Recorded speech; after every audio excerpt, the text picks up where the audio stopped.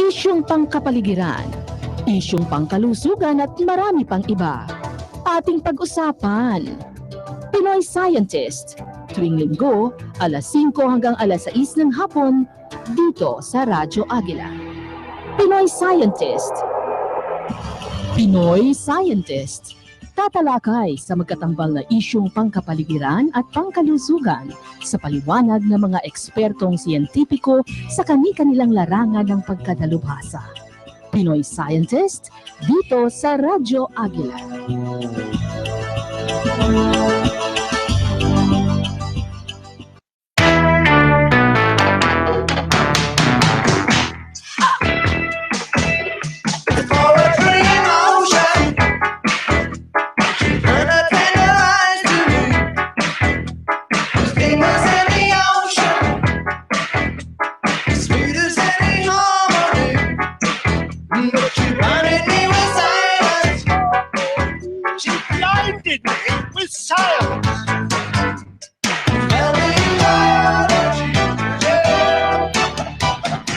Isa na naman po magandang hapon sa lahat ng mga tagapakinig ng Radyo Agila. Kami po ang inyong Pinoy Scientist. Ako po si Dr. Custer.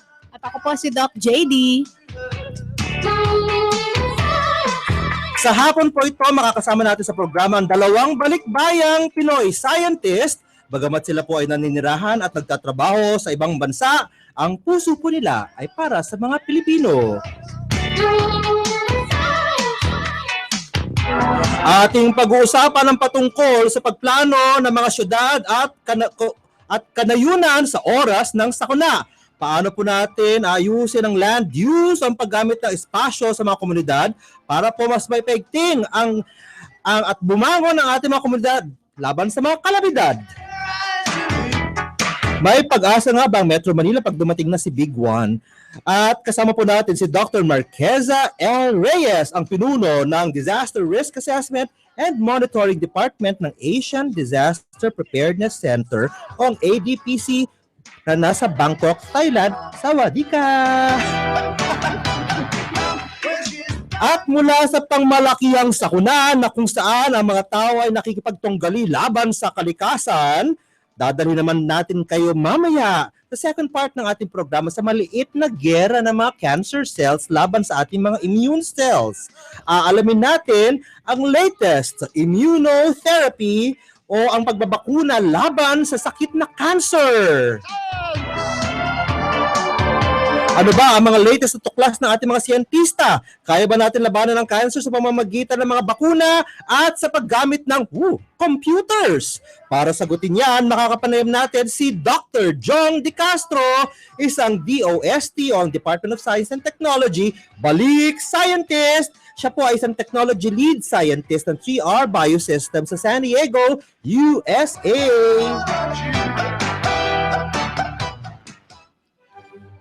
Mula po sa pag-uusapan natin ang tungkol sa kalikasan, tungkol sa kalamidad, tungkol sa cancer, at bago natin pag-usapan yan, hayaan mo natin pukawin ang ating loob ni Dr. JD, agapit ang ating makatang siyentista. Hi, Dr. JD. Magandang hapon, Doc Custer. Happiness. Happiness!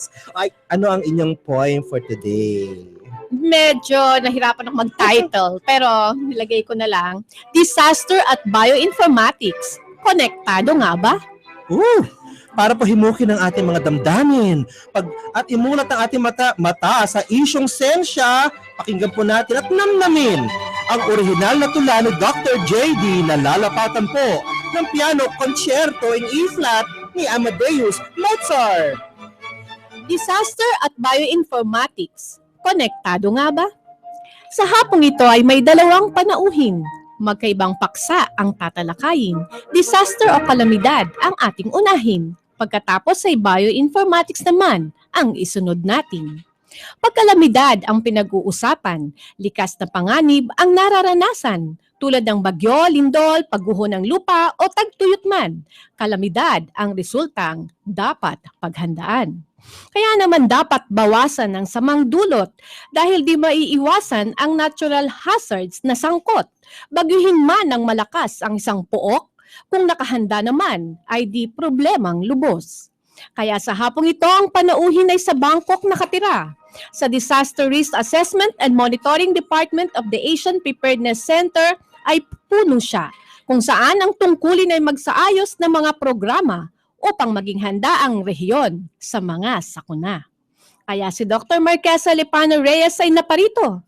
Nagtapos ng Doctor of Engineering in Urban Planning sa University of Kassel sa Germany mismo.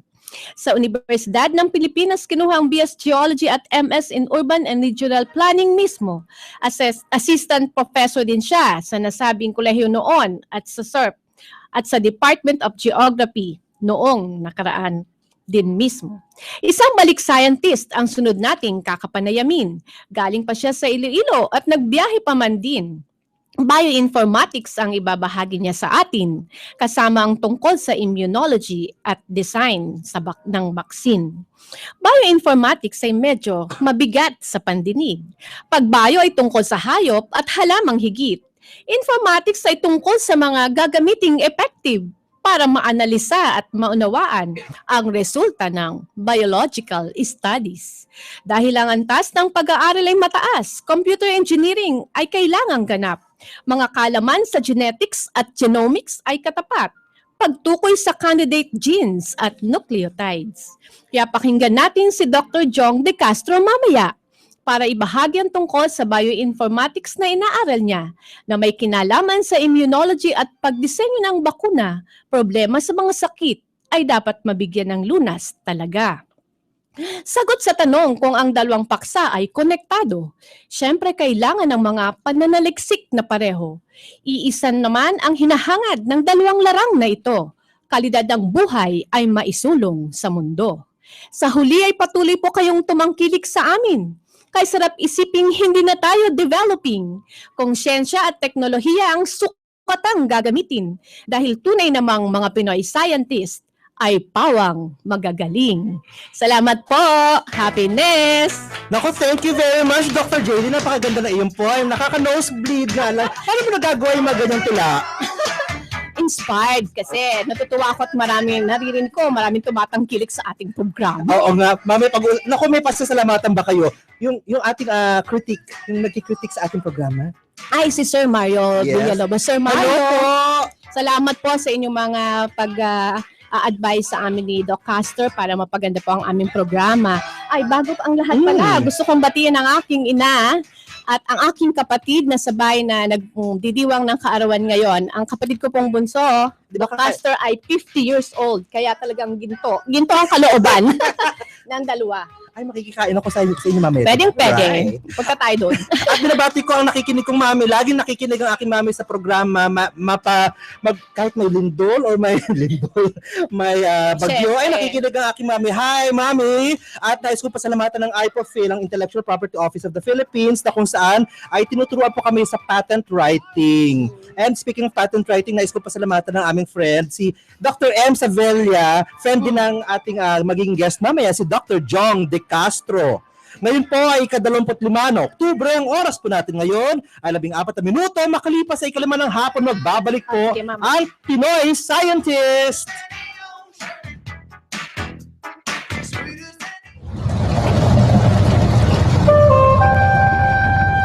Unti-unti nang nakakalbo ang kagubatan. Napansin mo ba? Nakakatakot nga, kaya kapag may kalamidad, madalas na ngayon ang pagbaha.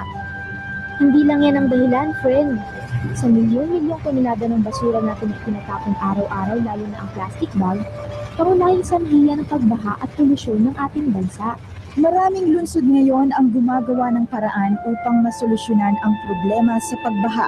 Ngunit paano nga ba tayo makakatulong sa inang kalikasan? Narito ang tips upang makatulong sa kapaligiran. Maging concern. Ang simpleng pagbubulsa ng balat ng candy o ang pagtatapon lamang sa tamang tapunan ay makatutulong na. Gumamit ng alternatibong paraan tulad ng paggamit ng reusable bag na isang malaking hakbang tungo sa isang plastic-free country. Magkaroon ng sariling kusa. Simulan mo ito sa iyong sarili dahil ang isang hakbang tungo sa ikauunlad ng ating bayan ay isang pag-asa na ikagaganda ng kinabukasan.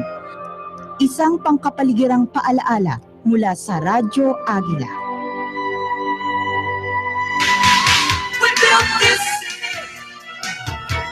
We built this city on rock and roll. We built this city on rock and roll.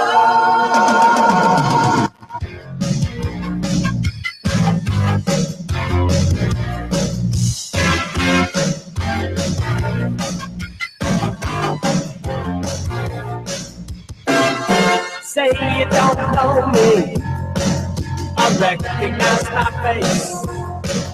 Say you don't care who goes to that kind of place. Knee deep in the hoopla, sinking in your fight. Too many runaways, eating up the night.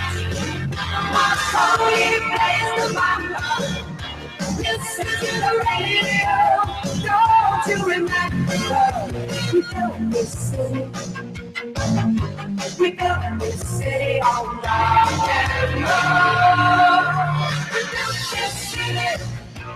Nagbabalik po tayo dito lang sa Pinoy Scientist. Ako po si Dr. Costa at kasama ko po si Dr. JD.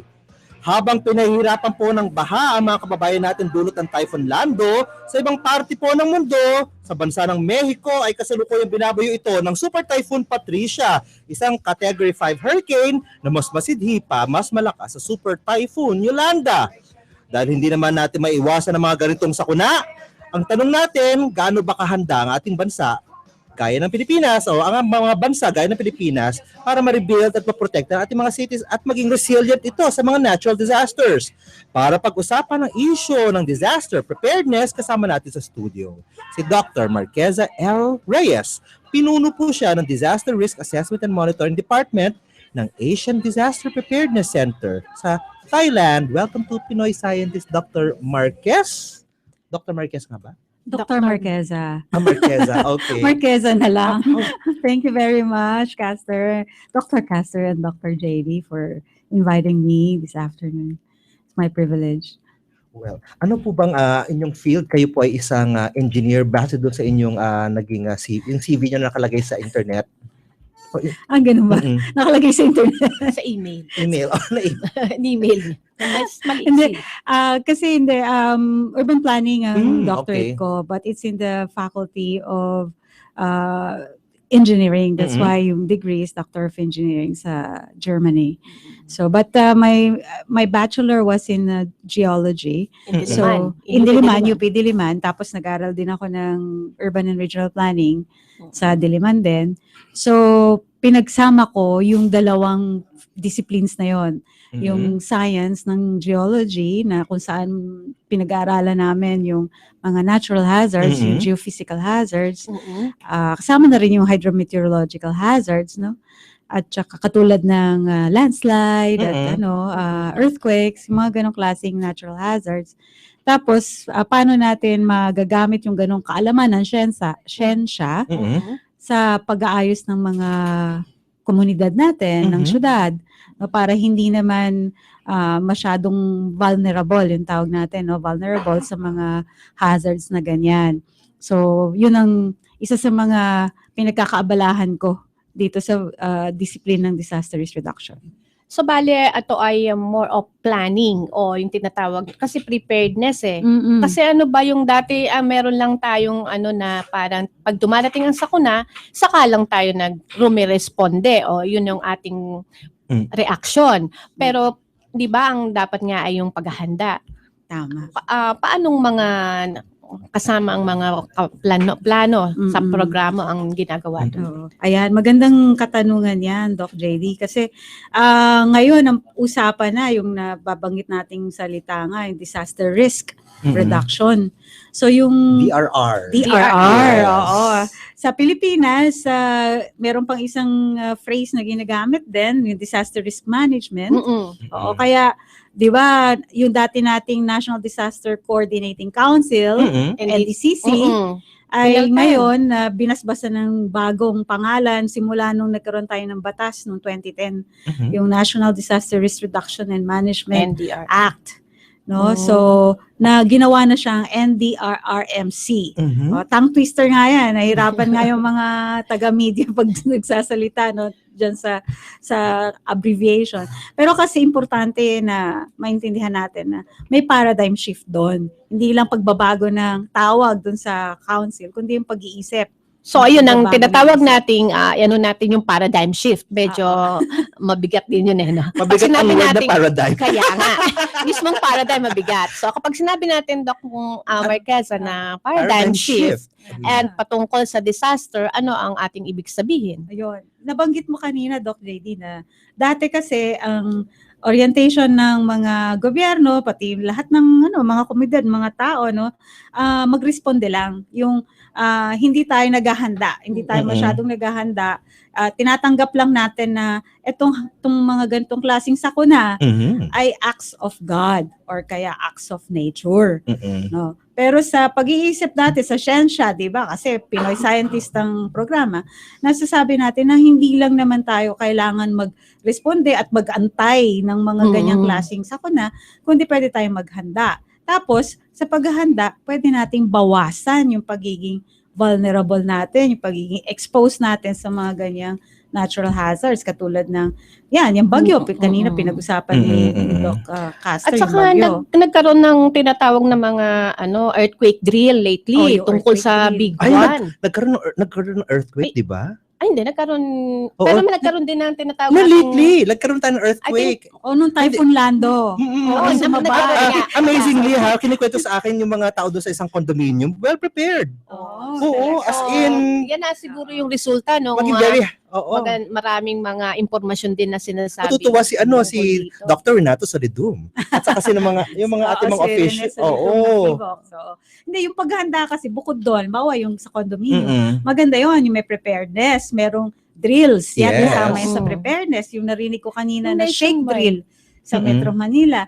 Lahat yan, Yung shake paghanda, yung preparedness. So happy kayo? Maganda yan. Magandang mga pangyayari yan dito sa Pilipinas. Eh, kahit sa Bangkok kayo, nakikita nyo naman yung nangyayari sa atin, di ba? Ay, oo naman. Kasi kasama naman sa rehiyon yung Pilipinas at tinutulungan din natin ang Pilipinas. Okay, in terms of preparedness, Mm-mm. are we prepared compared to other countries? Yung inyong mga, benchmarking. oo, yung inyong mga Sakop. sinasakop ng mga bansa dyan sa ano? Sa Vietnam, Asia. sa Asia. Yes. Kasi dati, bago ako Mm-mm. sumanib dito sa bagong organisasyon na to, Mm-mm. Asian Disaster Preparedness Center, nasa ASEAN ako, nasa Association of Southeast Asian Nations ako. So, talagang doon, 10 lang yung mga bansang tinutulungan, Mm-mm. pero ngayon, mas malawak na. So, kung pagbabasihan natin Mm-mm. yung 10 bansa Yes. ng ASEAN, masasabi natin na ang Pilipinas marami talagang ginagawang Inisyatibo. initiatives, at mga- progressive talaga yung ginagawa tungkol sa preparedness, in particular sa preparedness. Kasi yung risk reduction, Mm-mm.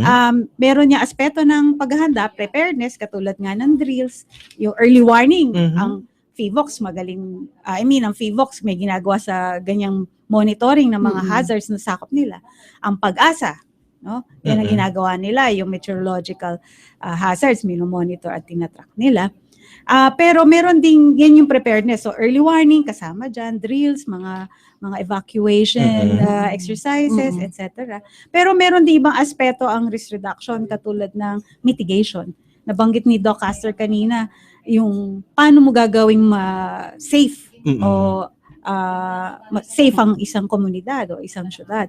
So ang umaandar doon na paradigm ay disaster mitigation and prevention. Speaking of safe, So, dito sa Metro Manila, ano mga pinaka-safest para sa inyo ng mga cities? Ay, hot seat. ang hirap naman ng tanong. At saka before answering that, ano ang inyong batayan ng safety? ayun. At Kung baga resilience? criteria of Yes. saying that this particular area is safe. No? Siguro meron kayong checklist Total niya. naman, no? wala naman ho kayo sa Yes. Pilipinas, wala namang mga away sa inyo. Kailan kayo babalik sa Thailand? Sa Wednesday. O Wednesday, ayun. By the O way, sige, okay lang. Bago siya bumalik, Yes. magbe-birthday muna siya. Ini-announce Kailan ko ang na. birthday? Sa 27. Kaya pag dito siya, kaya din siya umuwi. O sige, bumalik tayo sa ating hot seat question. Addict sa birthday. Ano ang safest dito sa Metro Manila sa mga tagapakinig ng DZEC 1062? At meron din ba mga really safe cities na masasabi natin na base sa inyong mga panuntunan sa iba-ibang rehiyon? At ano ang mga criteria? Siguro ang una kong sasaguting tanong yung pangalawa, no? Kasi yung criteria. Paano ba masasabi na safe ang isang lugar, isang komunidad o isang syudad? Halimbawa, depende sa hazard 'yon. So halimbawa sa Lindol, pag-usapan natin Lindol, Metro Manila, buong Metro Manila, pati mga karatig na probinsya niya, exposed sa lindol. Yes. Oo, so wala tayong magagawa dyan, nasa nature yung lindol, hindi natin yan mababago. Pero mababago natin the way we build our structures, our housing, our buildings, our critical infrastructures, yung schools and hospitals. Kaya nga we build the city, ang ating museum. Ay, ang galing. Oo nga, connected talaga. Oo, so the way we build our cities, yun ang dapat tingnan. No, yun yung tinatawag na yung vulnerability at saka yung exposure natin sa hazards. Yun ang pinag-aaralan namin. So ano ba yung vulnerable considerations na dapat tingnan mo para mabawasan mo yung vulnerability nyo at saka para hindi ka ma-expose sa hazard din. So pero dahil nga exposed na tayo diyan sa earthquake na yan, na wala tayong magagawa dyan. Belt or di ba? Nasa West Valley. Nasa Circum-Pacific Belt of Fire, ang tawag natin. So, ang kailangan na lang gawin natin dyan, yun nga, una, paghahanda, yung ginagawang shake drill. So, ang paghahanda, ibig sabihin yan, ready ka kung meron ng mangyayari, di ba? Pero bago pa man mangyari, ang isang lindol, marami tayong pwedeng gawin para hindi tayo masyadong maapektuhan. Yun yung mitigation. Hindi pa yung risk reduction. Yun yung risk reduction din. Kasama yun sa risk reduction. Risk reduction, may equation ba yan? Oo, may equation. Ano equation niya? Ang equation ng risk, conceptually, yung risk is a factor of hazard. So whatever hazard you're facing or you're exposed to. Pero yung hazard is natural hazard. Yes. We're not talking about human-induced hazards. Okay, so more of Wala pa yung mga pasaway dyan. like nga, the lindol. Yes, hazards, lindol, times, bagyo, times, vulnerability. O sabihin mo na, unahin natin yung exposure kasi hindi naman lahat exposed sa hazard na yon. Kasi may mga hazards na localized. For example, baha. Ang Quezon City may mga lugar lang na exposed sa pagbabaha. 'Di ba? So may mga area sa Quezon City na safe sa baha. Yung matataas. Oo. Sa halimbawa, kung saan ako nakatira, hindi ako babahain doon sigurado. Kaya doon ako tumira. Pero pag sinabi natin UST, alam na natin binabaha yung area. Talagang exposure sa pagbabaha. Tapos yung vulnerability, doon pumapasok yung pwede nating bawasan yung pagiging vulnerable ng ating mga struktura, yung mga assets natin, no, ng society. At saka tayo mismo, yung buhay natin. Let's say hazards times exposure times vulnerability. Dapat vulnerability. Dapat Thanks to si Sir Tony Mabesa, siya nagsabi ng gano'n na tamang pronunciation sa teatro. Vulnerable. Dapat meron pa dapat mag-excel ka pa doon, ha? Yung Lear, nanood ka na. Hindi pa. Aba, nag-ilan night na sila, naka-attend na ako. Ay, bakit niyo ako in-invite? Sige, let's go back. Hazards, exposure, vulnerability. Yung tatlo na times, yun yung masasabi natin, yung kanyang resilience ng isang city or ng... Iba pa yung resilience. So, pero hindi pa tapos yung conceptual definition ng risk. Meron pang divided by capacity. Okay. Component. Oo. Kasi meron naman tayong kapasidad. No? Doon nagkakaiba-iba kung paano mo i-rank, no? Alin ba ang mas safe na lugar? Exposed nga siya, vulnerable nga siya. Kaso walang capacity. Walang capacity, mas lalong mataas yung risk. Okay, given that equation, Quezon City, Pateros, Navotas, and all those cities, alin lang sa tingin nyo ang kailangan medyo pansinin ng gobyerno yung kanilang para mas matutukan ng mga pagdating sa pagbabaha kasi depende sa hazard. Pagdating sa earthquake, di ba yung expertise nyo, geologist kayo? Yes. Pagdating sa earthquake, ang masasabi ko, ang vulnerable areas at therefore mataas ang risk. And sabihin natin pantay-pantay lang ang kapasidad ng mga LGUs kasama ng MMDA, no? pati yung national government kasi, Mm-mm. 'di ba? Nandiyan din siya sa picture. Sabihin natin yung areas na ng Manila, along the coastal areas kasi at saka dun sa area sa Delta, sa Pasig River, yung Delta area. Akala ko sa Delta dyan sa Sorry. papuntang SM. Hindi, yung Delta kung saan nagmi-meet ang river ng Pasig, yung Bakit? Pasig Kasi, River at saka ng dagat. ano kinalalaman ng river sa earthquake? Kasi Di ba yung presyo ba? hindi kasi pagka malambot yung lupa mo, yung geology. Magkakaroon ng subsidies? Oh. Subsidies ba? Or Liquefaction. liquefaction? Yun, may Liquefaction. liquefaction. Mm-mm. Tapos, pagka malambot din ang lupa mo, depende sa taas ng building mo, mas magsusway siya. Ito pala, pinapangarap ko magkaroon ng condominium. Okay, safe ba ang condominiums? Yun nga yung kanina pinag-usapan natin, gusto mo nang merong seismometer sa Yes, mga building. Yes. Totoo yan. So, Kailangan yata. Safe ba ang mga condominiums natin? Depende sa location. 'Di ba? Kaya nga location, Kung location, nandun sa mga location. sinasabi nyo na na malapit sa mga river deltas. Kasi pagka medyo mataas ang building mo, tapos nandoon ka sa soft soil, magkakaroon ng amplification yan pagka nagka-earthquake. So, ibig sabihin, yung period ba ng earthquake, mag-amplify dahil mataas yung building mo eh. So, yung swaying niya, mas matinding swaying. Alam ba ng publiko yan? Kasi hindi. kailangan Parang hindi, yan no? para kung mag-invest sila ng kanilang Kung mga... kailangan malaman ng publiko yan, meron tayong friend na gumagawa ng apps. Oo nga, pwede Do you think it nating- would be nice, no? No, mga, kunyari ako bibili ako ng condo or mangangarap ka ng condominium, ititignan mo na lang sa app, itong ganda building ng na ito, idea hindi, mo. actually, inano ko yung pinopose ko sa idea space, din na kinuha. Oo, maganda yung risk assessment. Nakto. Oo. Risk assessment on Dr. the John, phone. can we make this as a project together? Kasi investment din, Oo. di ba, mag-invest ka, Oo. kuha ka ng unit doon. Hindi mo Yes. naman alam na ganun pala ang Oo. sitwasyon ng lupa. Oo, Paano kasi yun? yun yung ginagawa ko ngayon, nagfo-focus ako sa risk assessment. So, ina-assess namin yung risk. Yung inyong trabaho talaga para kay hero, no? Ang dami yung mga tinutulungang mga tao na hindi naman nila alam, no? Oo, hindi nila. Ako, importante pala kayong tao. Pero ano, Oo. ang iniisip ko rin yung mental preparedness, yung psychological na wag mag-panic, di ba? Parang, Kasama yun sa preparedness. Oo. di ba, hindi lang Kasi kung yung alam mo na yung gagawin mo structure. during a disaster, nakapag-practice kayo, nag-drill kayo, na-exercise Yun nyo. nga. Oo, Alam naka-mindset na. ka na. Yes. Okay, meron tayong latest earthquake yung sa Nepal, right? Yes.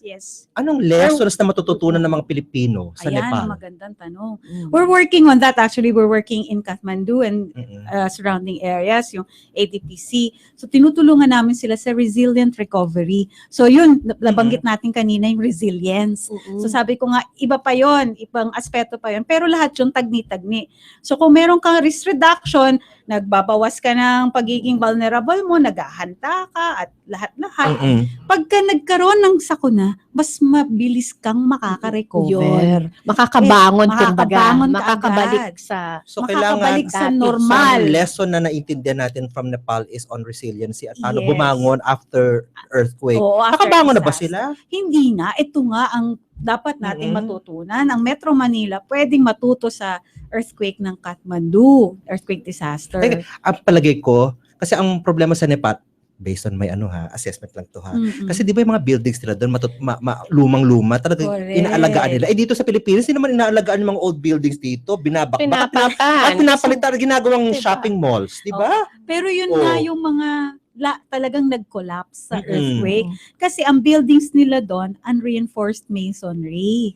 So, ibig sabihin, walang ginagamit na bakal, brick and mortar lang. So, ang daling bumagsak. Nag-collapse lahat yung mga ganong klaseng buildings sa Kathmandu Okay. area.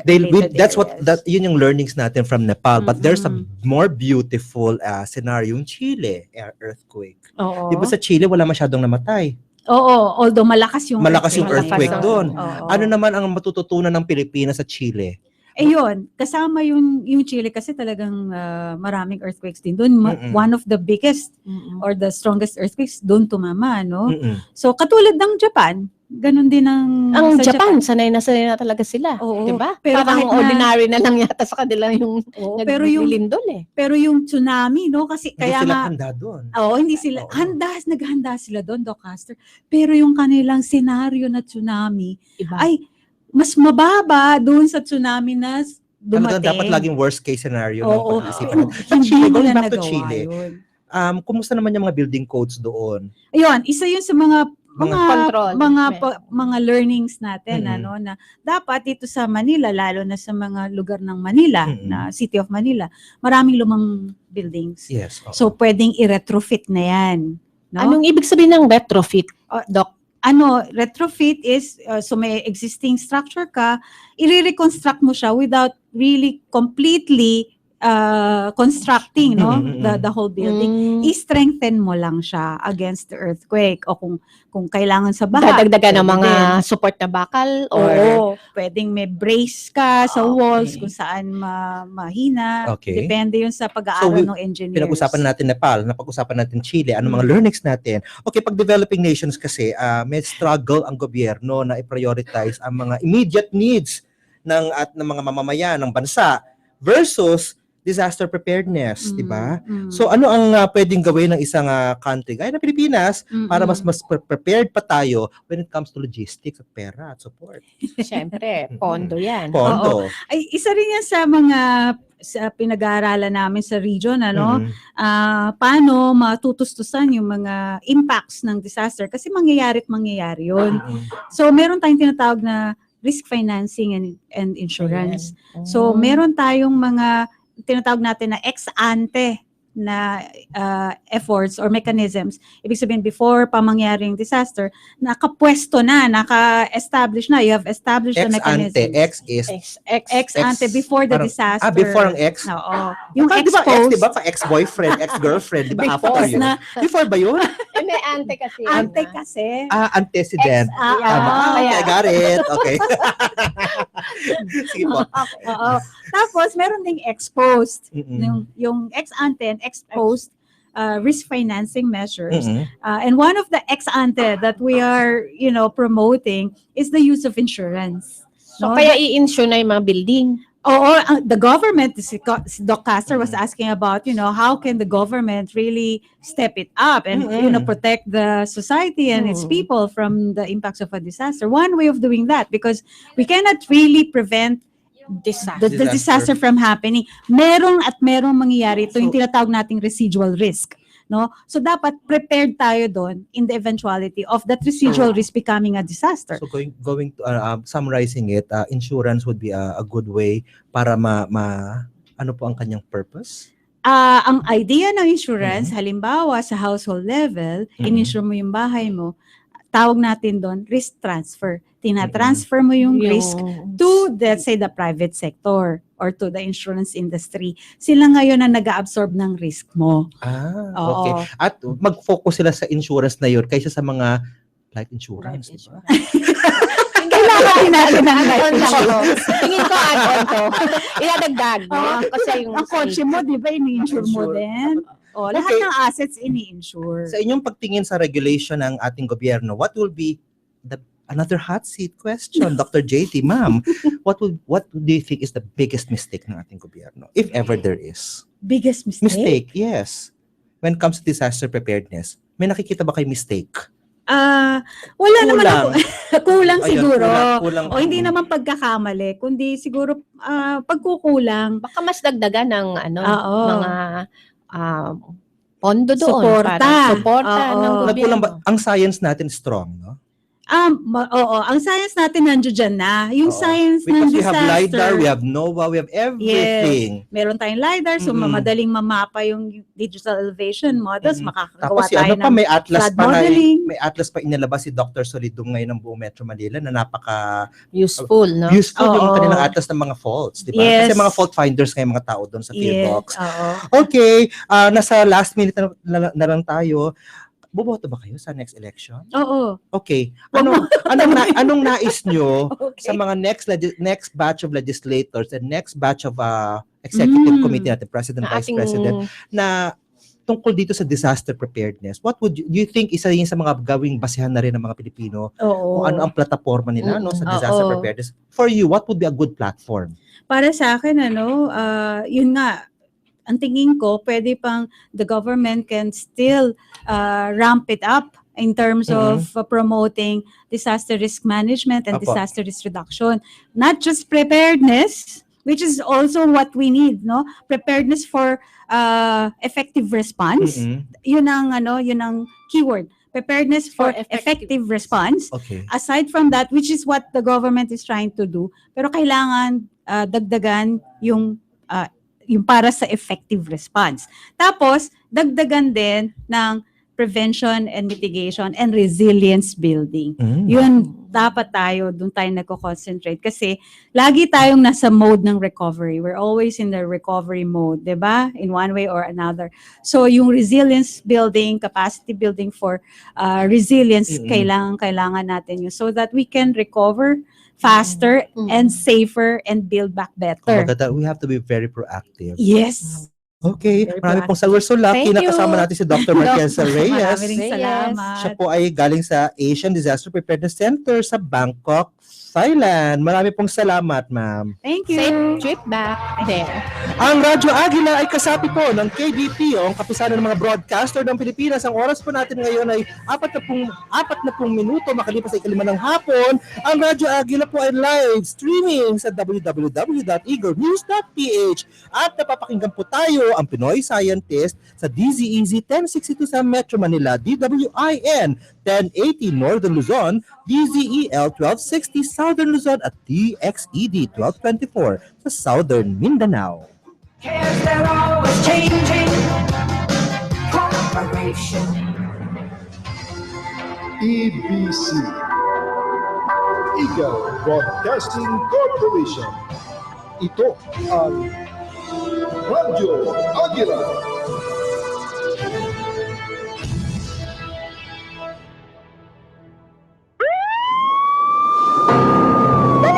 Nakaabutan tayo ng tsunami dito! Ano nga ba ang tsunami? Ito ay ang sunod-sunod na malahiganting alon sa dagat na nililikha ng isang lindol na ang epicenter ay nasa ilalim ng dagat o malapit sa baybaying dagat. Tandaan, maaaring magkaroon ng tsunami kung ang lindol ay napakalakas, mababaw ang pinagmulan, at may kakayahang bumitak ng lupa sa ilalim ng dagat o baybaying dagat. Maging alerto para makasiguro. Isang paalaala mula sa Radyo Agila.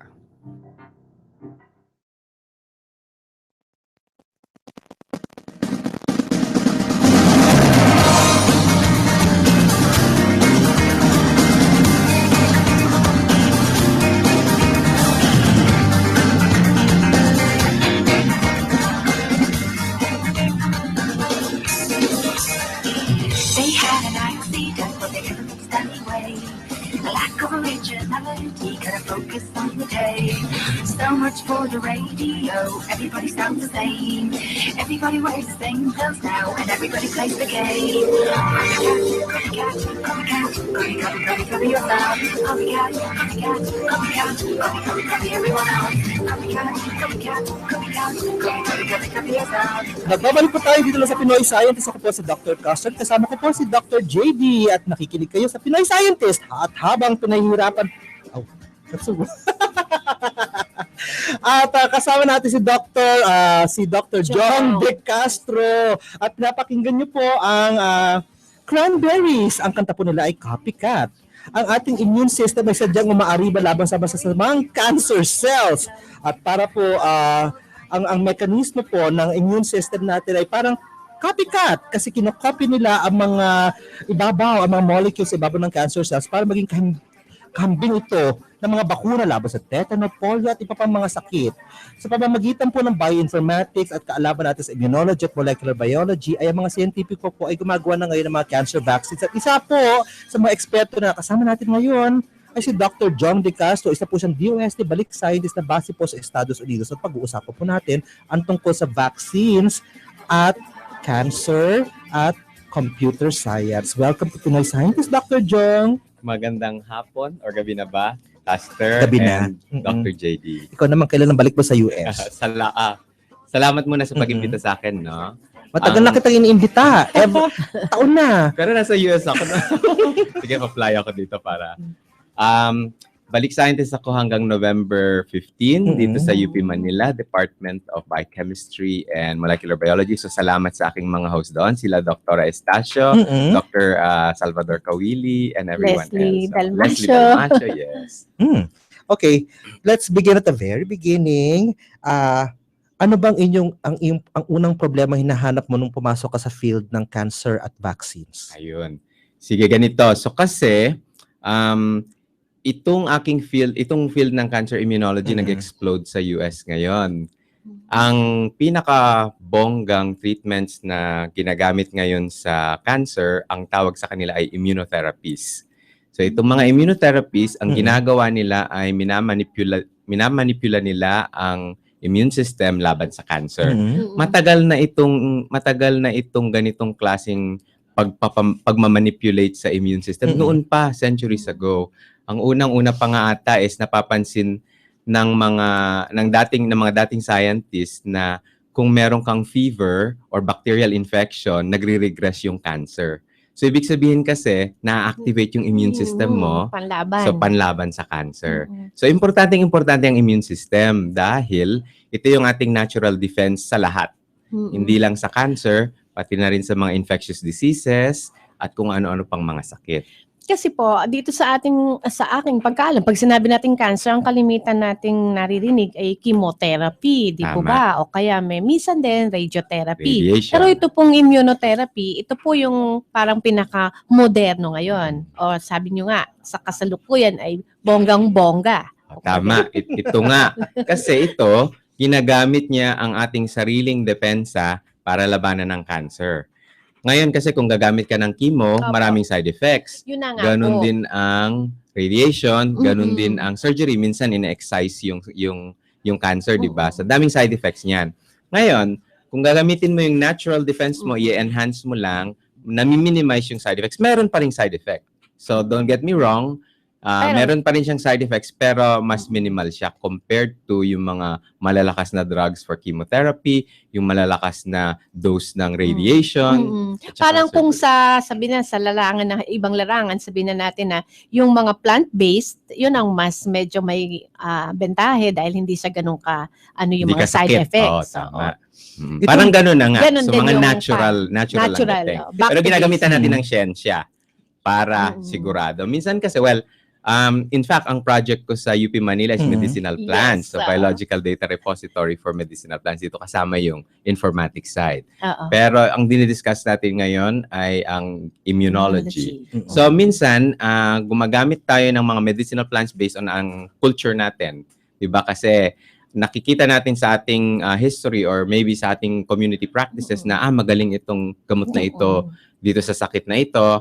Na minsan naman, sinasaliksik ng ating mga scientists kung ano ba yung basis nitong mga gamot na ito. Bioactive molecules. Exactly, mga bioactivity. In fact, yung nanalo ng Nobel Prize this year from China, first Nobel Prize winner nila in the field of medicine, yung kanyang research ay tungkol sa artemisinin, which is yung anti-malarial. So, lahat ng knowledge before yung scientific na pananaliksik na research on artemisinin nanggaling sa traditional Chinese medicine. So, may basihan ang ating mga medicinal knowledge. Kailangan lang bigyan ng pruweba. So, ganun din. Immune system, napapansin na natin na alam na natin na meron tayong natural defense. So, na-observe natin yon. Pero kailangan lagyan pa natin ng pananaliksik at i-boost pa natin. Okay. Ano ba ang nakikita mong drugs? Is it a form of vaccine ba na parang bakuna na hinihingi mo sa doctor at magkakaroon ka ng intradermal, intramuscular, gano'n na injection? Or is it in the form of cells? Ano ang mga vaccines na nakikita mo na maaaring lumabas in the near future? Near future ba? So tama yan. So, ang immune system kasi natin may dalawang arms. So, may dalawang panlaban. Una, yung humoral immune system, ang ginagamit niya ay mga molecules na ang tawag ay antibodies. Mga B-cells. Tama, mga B-cells yun. So, molecules yun, molecular. Yung isa naman, cellular. Ito naman yung mga T-cells. So, pwede mong paganahin ang B-cells laban sa cancer, pwede rin ang T-cells laban sa cancer, pwede rin combined laban sa cancer. yung sinasabi ko na mga bonggang immunotherapy ngayon na ginagamit sa cancer, laban sa cancer, ay based on B cells or antibody immunotherapies. Ito yung nakakahanap sila ng mga B cells na merong natural products against cancer cells. Tapos kinukuha nila yung mga B cells, ina-isolate, tapos inaaral nila yung antibodies, at pagkatapos ay minamass produce yung mga antibodies na yon kasi targeted na yung mga yon sa targeted na sila sa cancer. So, ang ginagawa nyo pala is, kunyari may cancer ako, di ba? Kukunin mo yung dugo ko. Pag kukunin mo dugo ko, kukunin mo yung mga antibodies ko, tapos aralin mo kung anong mga antibodies na napoproduce ko laban sa isang cancer, tapos pagkakitaan nyo na ako ng pera. Parang something like that? Conceptually similar. Ang tawag dyan ay ang tawag actually ay passive immunity. So kasi, yung antibody not necessarily manggagaling sa'yo. In fact, yung antibodies na yon isolated from B cells of sometimes animals pangagaling. Nagiging humanized. Na hinihumanize nila using molecular genetic engineering techniques. Naku, baka hindi halal yan. Ha? Hindi naman. Dinadasalan, I think. Okay. I'm kidding. No, pero so as I was saying, meron na actually vaccine na release against cancer. Ito yung against ovarian cancer, yung human papillomavirus. 'Di ba? Ang kontrobersya diyan is gusto nila may mga side na gusto nilang all girls under the age of number bibigyan ng bakuna against HPV, 'di ba? So nakalabas na yan Gardasil, I think ang pangalan sa US. I'm not sure kung protein ito. It's a vaccine hindi ko alam actually, pero ang alam ko it develops immunity against human papillomavirus, which everybody has. Human papillomavirus sa mga kulugo, di ba ganun? Pero yun yung nakita nila kasi na mataas yung occurrence ng human papillomavirus sa mga at saka associated siya with ovarian cancer. So, syempre, yung vaccine na gagamitin mo would be yung anti-human papillomavirus para ma-protect against ovarian cancer yung mga women, no?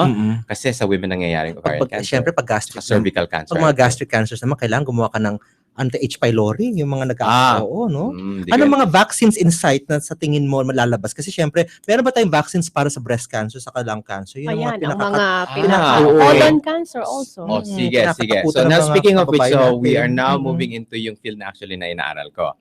So, in collaboration with other Filipino scientists na nasa abroad, for example, si Dr. Rowana Padre, who's Rowana! Exactly. Yes. Ay, naka-record to. Ibigay natin kay Rowana. Friend natin yun eh. Okay, ibigay natin. And also with Dr. Manny Bacolod, who's also Manny! UP. Exactly. Barkada ko din yun. Exactly. So, at saka si Dr. Carsten Pillones, graduate ng PGH, MD. So, lahat mga Pilipino, we are collaborating. So, we have a small biotech company that we are working on. Ang ginagawa namin ay molecular diagnostics for cancer immunotherapies.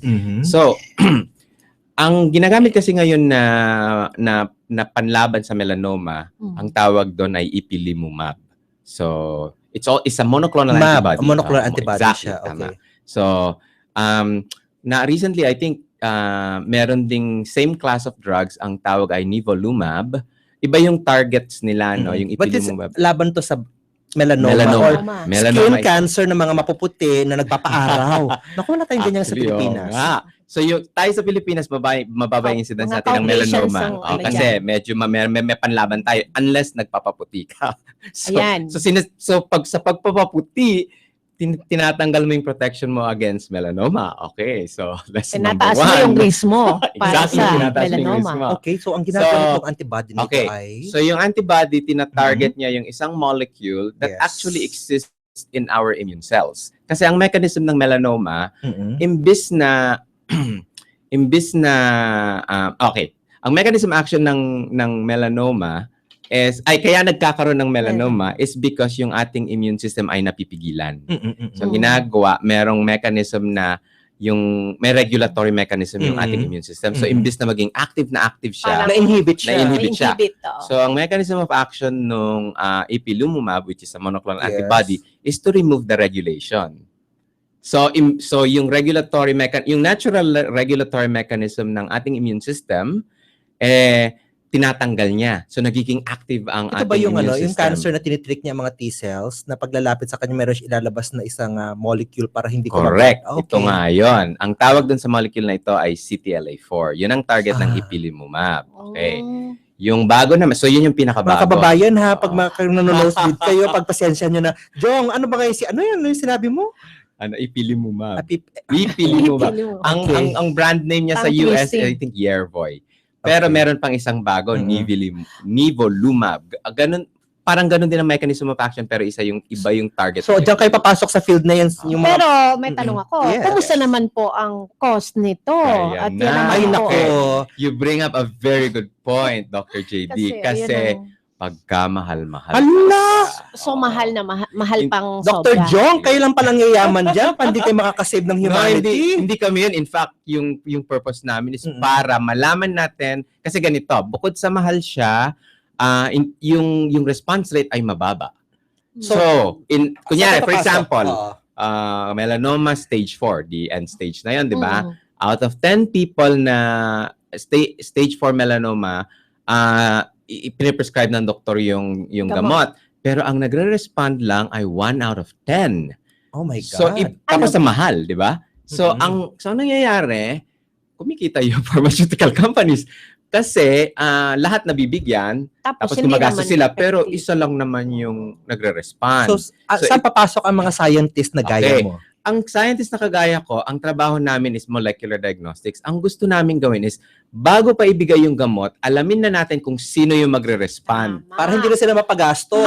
Mauna na yung love it. Ang tawag dyan ay Response. personalized medicine. I love it. Personalize yung Naku. medicine. Oo, kasi meron naman. Gagamitin yung technique is, anong technique ang gagamitin? Ang ginagamit namin ay genomics. Genomics, Oo, ito there. yun. O, kaya nga nitong na-discover na natin ng human genome, nandyan na yung mga yan. Ano mga examples ng personalized medicines laban sa cancer? Laban sa cancer, let's see. Meron actually company sa US, ang name niya ay, ang product nila ang tawag ay Oncotype DX. So, ang Oncotype DX naman, ang pinapersonalize nila is yung mga chemotherapy. So, di ba, kung nagkaroon ka ng cancer, I think breast cancer ito. I'm not sure ha, pero I think breast cancer siya. Kung nagkaroon ka ng breast cancer, tapos syempre ang prescribe sa'yo ng doktor, chemo. I-assess ka ngayon ng Oncotype DX to find out kung very likely ka na magre-respond or not. So, di ba pareho lang, kagaya sa immunotherapy. Kung gusto rin namin sa immunotherapy, i-assess ka namin bago ka bigyan ng gamot, whether or not magre-respond ka dun sa gamot. Lalo na kung mahal yung gamot or kung malaki yung side effects ng gamot. Di ba, ang advantage nun is so that, alam mo na yung, well, hindi perfect yung prediction, di ba? Pero merong probability yung prediction. Baka hindi ka naka-blind box. Exactly. Or nasa sayo kung gusto mo. Oo. Let's go, let's do it. Di ba? Pwedeng Kasama ganun. yan sa informed decision making. Correct. At saka, Tama. wala ka ng time pag may cancer ka na. Yun na Yun nga. ang problema You mo. do So, you everything. cannot make any mistake. Oo nga. So, kailangan alamin muna kung what drug will best suit you. Tama. Yan ang personalized medicine. Hindi lang yan sa cancer ginagamit. Ginagamit yan sa lahat ngayon. Dahil, bumongga na nga rin yung field of genomics. At minsan, nakukuha dun sa genetic characteristics ng tao yung response to medicine. Ang tawag dyan sa field na yan ay pharmacogenomics. So, may mga drugs actually na malalaman mo yung response mo based on your genetic, actually before, based on your race. Kasi syempre, kung kung kunyari Asian race ka, you share the same genes. Pero ngayon, you can dig deeper. So you can now really look into the genomic information or genetic expression information. Tapos makikita mo talaga na, dahil ganito ang genetic characteristics mo, okay, you are likely a responder or you're not a responder or pwede rin, the drug will likely, this particular dose, pwede rin dosage, diba? So pwedeng based on your genetic characteristics, i-adjust natin yung dosage mo. Okay, Tawag Doc. dyan pharmacogenomics. Dr. Jong, ikaw ay technology. Ito ba yung 3R Biosystems na sinasabi nyo na kagrupo niya sila Rowana? Yung Yes, mga kasama, yan nga, mga kaibigan natin. Yes, yan nga. Ganun ka-importante sa iyo ang mga scientist na pumasok sa technopreneurship? Kasi minsan ang mga scientists kailangan din kasi nilang makita. Kumita ng pera. Well, bukod doon. Hindi, kailangan din makita nila yung resulta ng kanilang trabaho. Oo naman. Kung basic scientist ka kasi, minsan talagang you really work hard. Kaya lang yung translation ng iyong trabaho down the line pa, pwede Malayo pang 20 pa. years from now, 30 years from Malayo now, 50 pa. years from now. Human lang naman tayo na gusto naman nating makita yung resulta ng ating trabaho.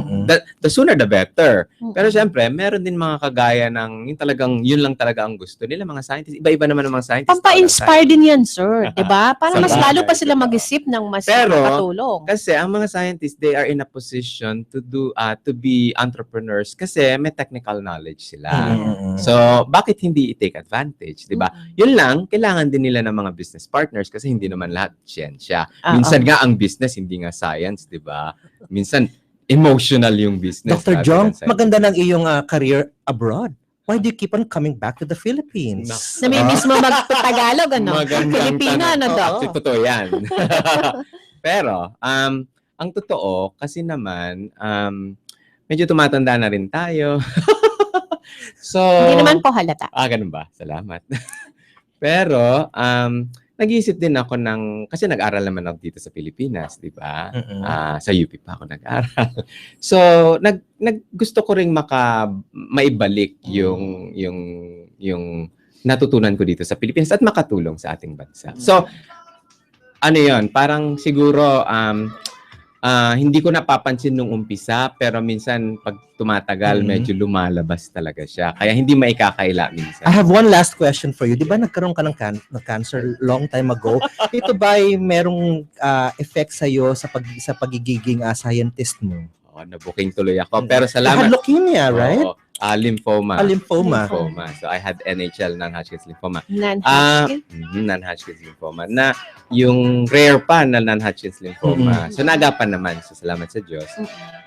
Pero siguro kasama na rin yun sa mga inspirations ko. Kasi mula nung gumaling ako, parang bigla ako naging interested sa cancer. Kasi nakita ko rin kung paano ako gamutin ng mga doktor.